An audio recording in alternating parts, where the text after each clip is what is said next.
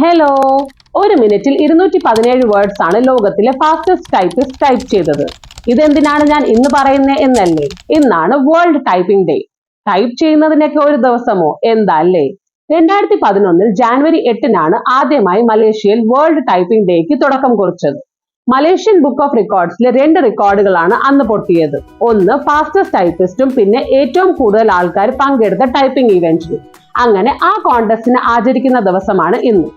മലേഷ്യയിലാണ് തുടക്കം കുറിച്ചെങ്കിലും ഇന്ന് ഇത് ലോകമെമ്പാടും ആഘോഷിക്കുന്ന ദിവസമാണ്. സ്കൂൾ, കോളേജ്, ഓഫീസുകളിൽ ലോകം മുഴുവനും ടൈപ്പിംഗ് കോൺടെസ്റ്റുകൾ ഇന്നത്തെ ദിവസം നടത്താറുണ്ട്.